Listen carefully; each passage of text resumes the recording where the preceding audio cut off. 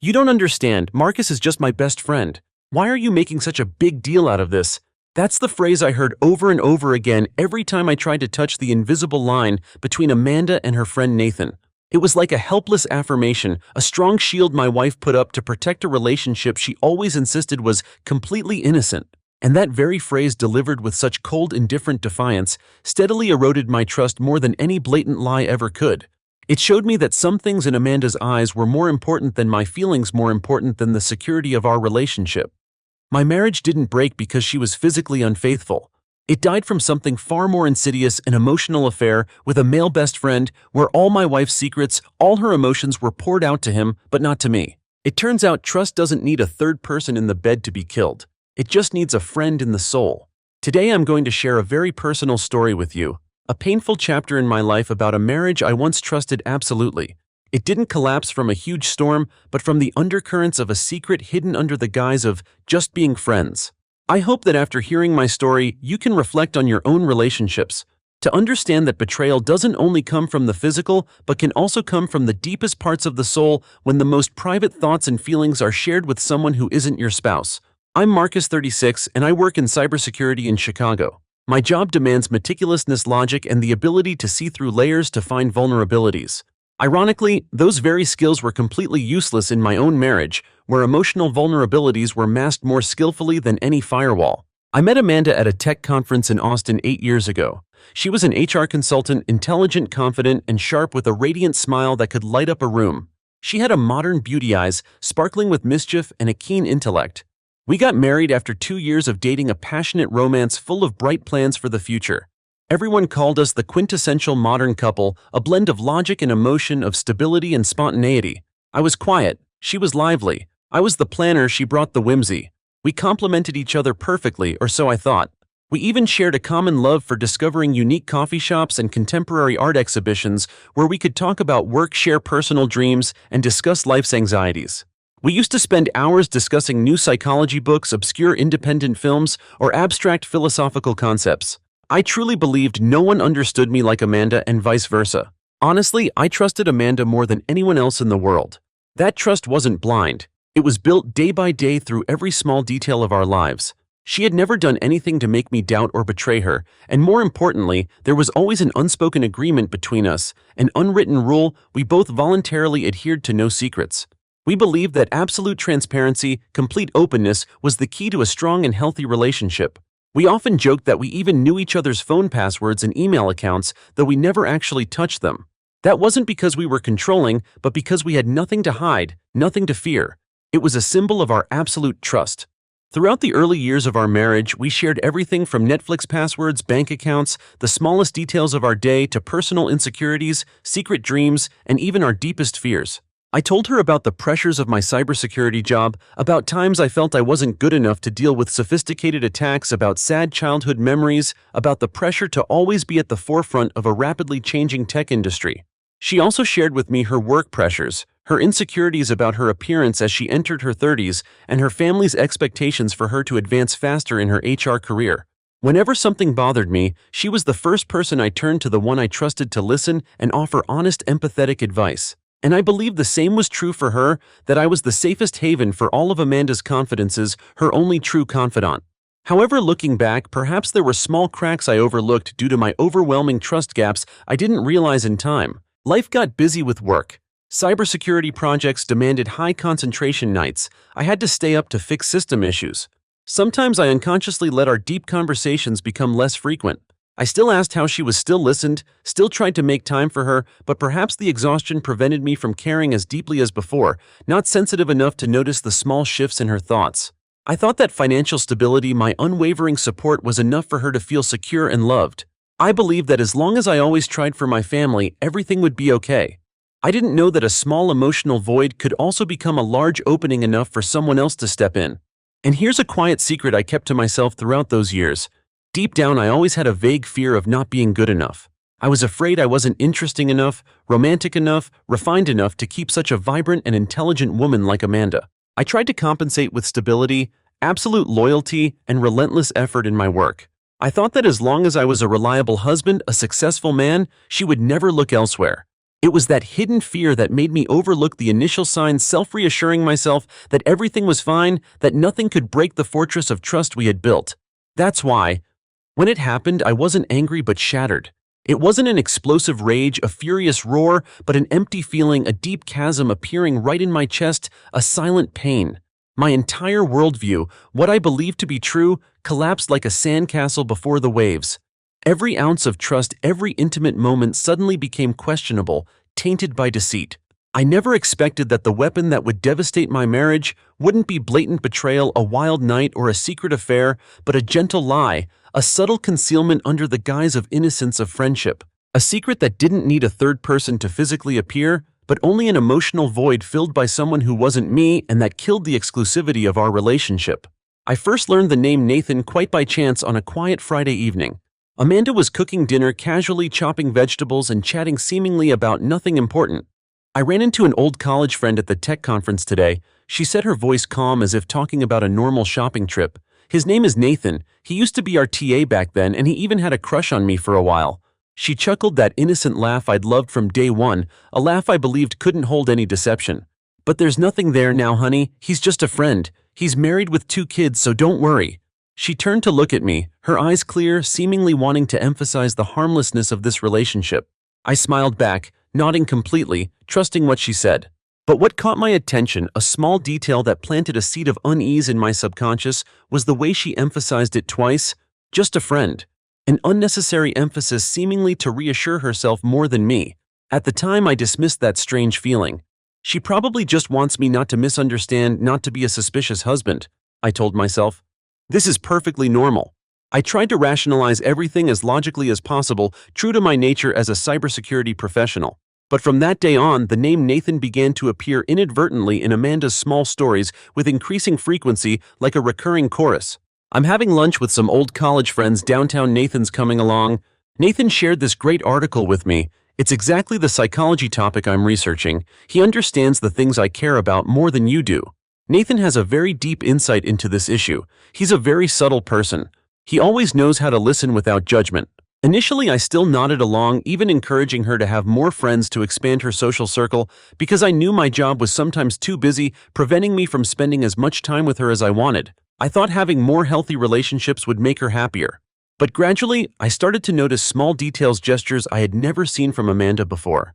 I saw her always smiling faintly when texting, a smile that wasn't innocent joy, but a mysterious smile containing something private, a world I wasn't allowed to enter. She frequently kept her phone face down when we had dinner together, something she had never done before, because we always had a no phones at the dinner table rule. If a message came in, she would discreetly glance at it, then quickly turn her phone back over as if hiding a secret.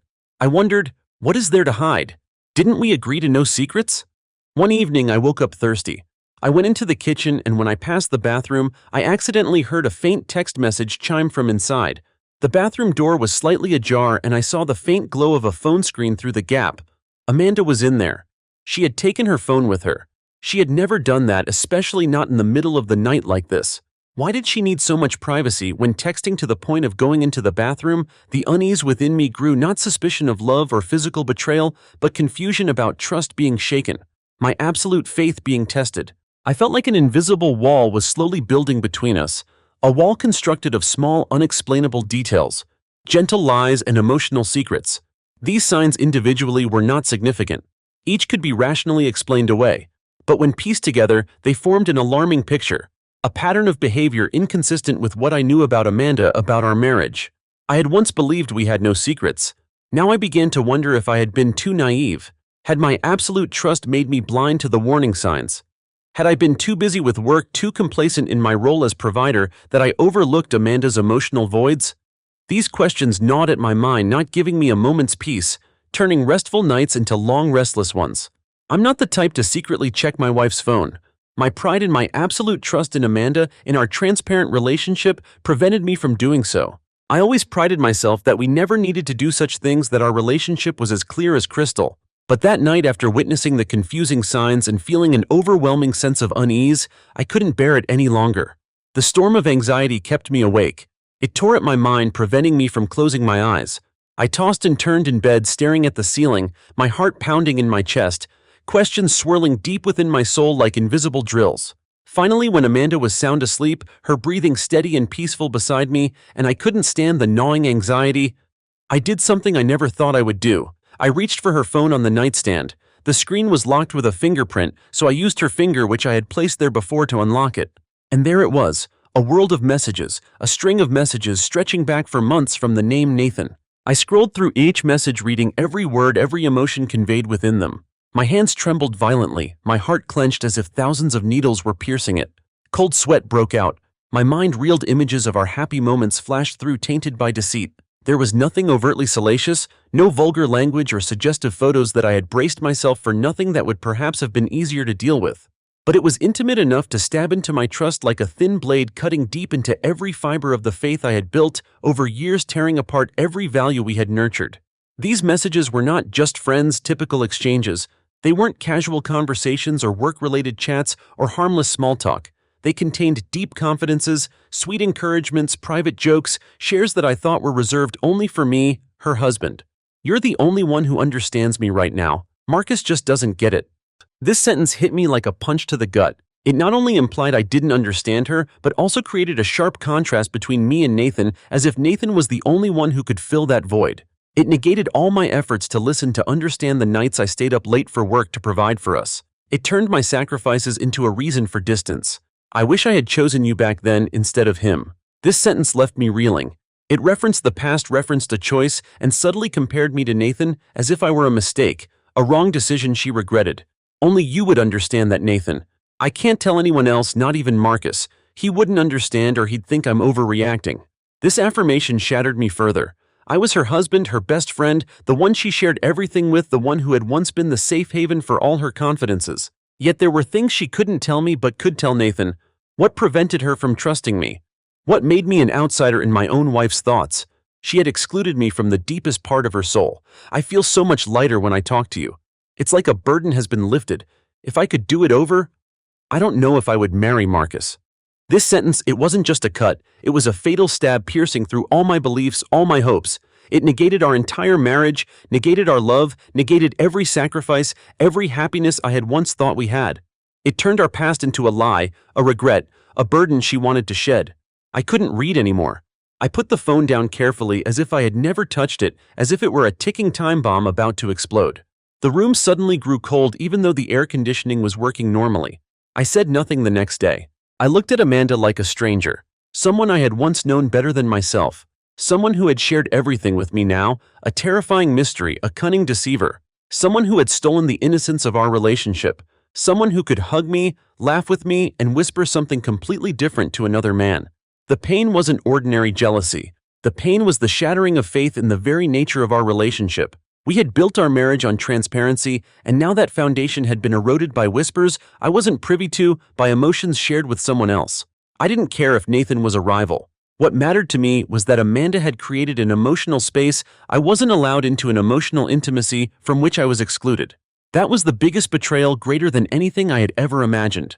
This was the secret revealed. Emotional betrayal, or emotional infidelity, can be even more painful than physical infidelity, because it destroys the most essential core of marriage, the deep connection between two souls, the exclusivity of thoughts, the most intimate secrets. It turns your partner into a stranger, an outsider in the life of the person you love, someone you've lost the ability to understand and trust.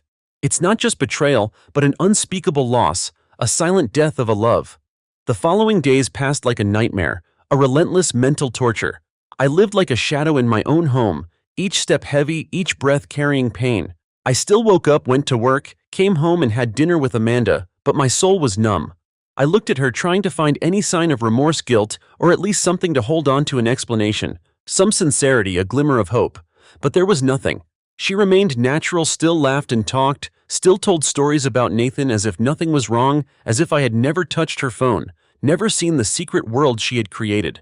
That calmness, that nonchalance only deepened the wound within me. It showed that she either didn't realize the gravity of her actions, or she had become so hardened that she no longer felt guilt, no longer valued my feelings, no longer cared if I knew or not. I knew I couldn't live with this torment forever, in this deceptive silence. I needed an answer, not to punish her, but so I could understand and accept the truth, to free myself from the prison of suspicion. I wanted to confront Amanda, but not with anger or shouting, not with accusations.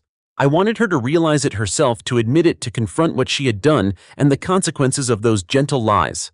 I invited Amanda to dinner at a luxurious French restaurant in the Gold Coast area where we had celebrated our first wedding anniversary, where vows were once exchanged, where we had once dreamed of a bright future together, a happy family. I chose the exact table by the window where we had once held hands and looked out at the glittering city lights. The flickering candlelight on the table, the soft music, and the faint scent of wine created a romantic atmosphere. But for me, it felt like a funeral scene for my marriage, a quiet ending.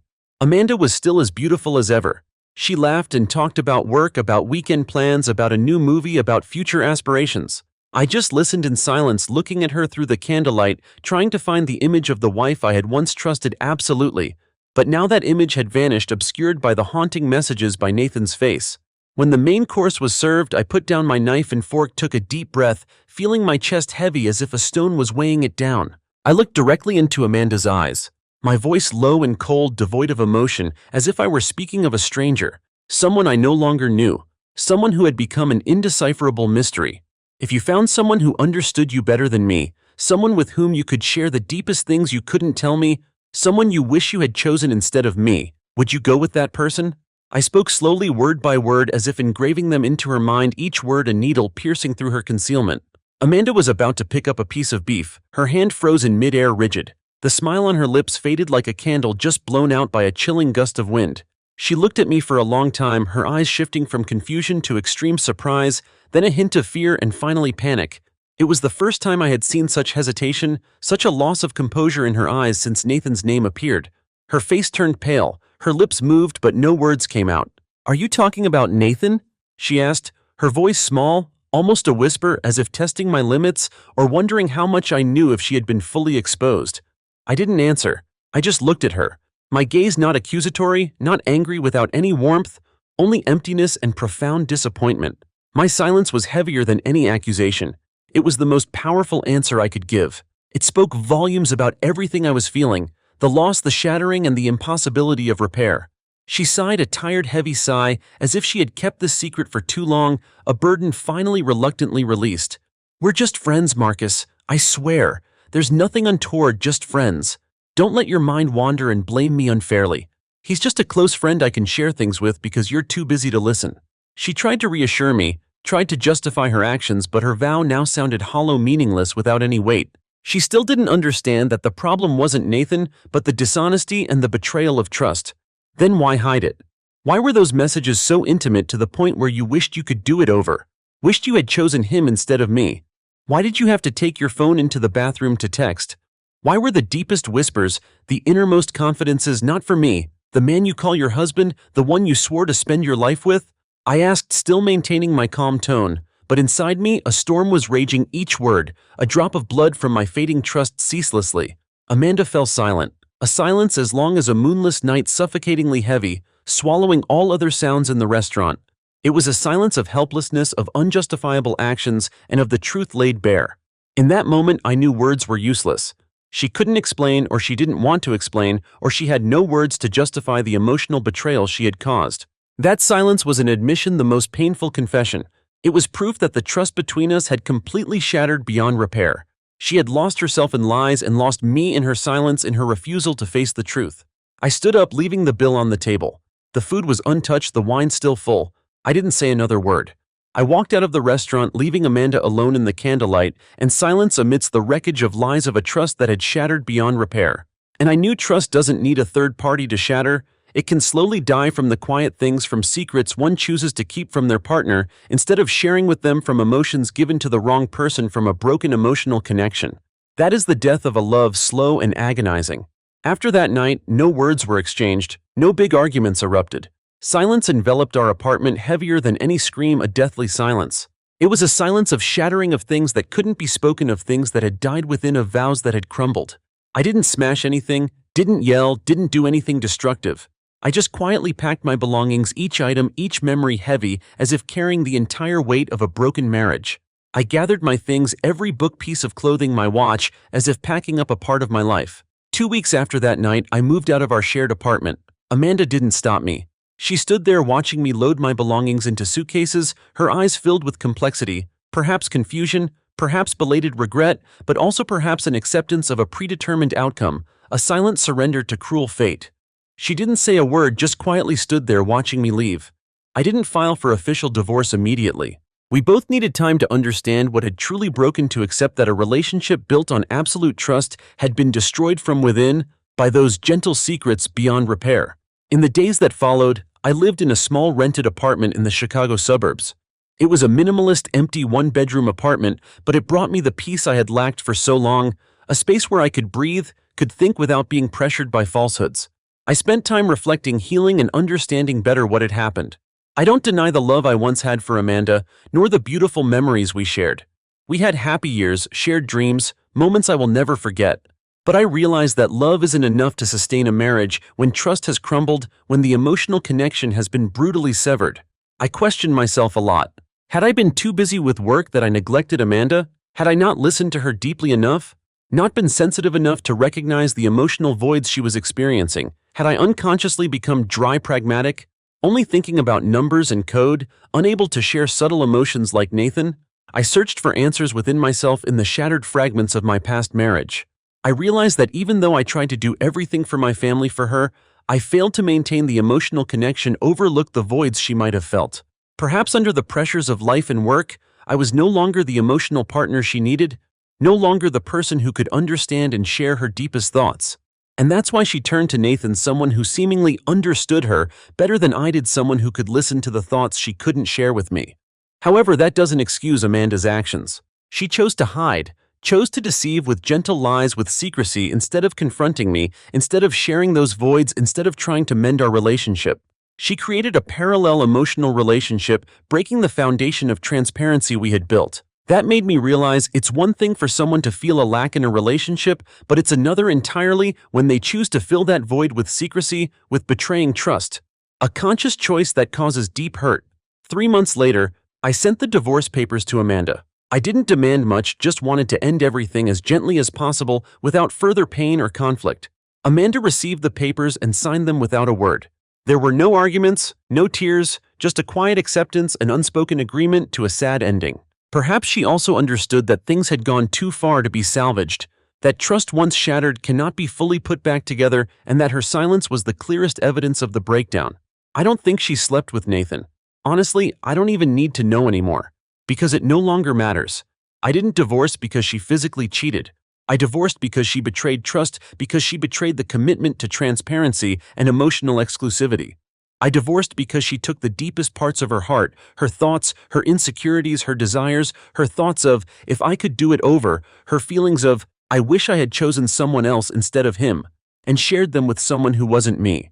She created an intimate space, an emotional connection with Nathan where I had no place.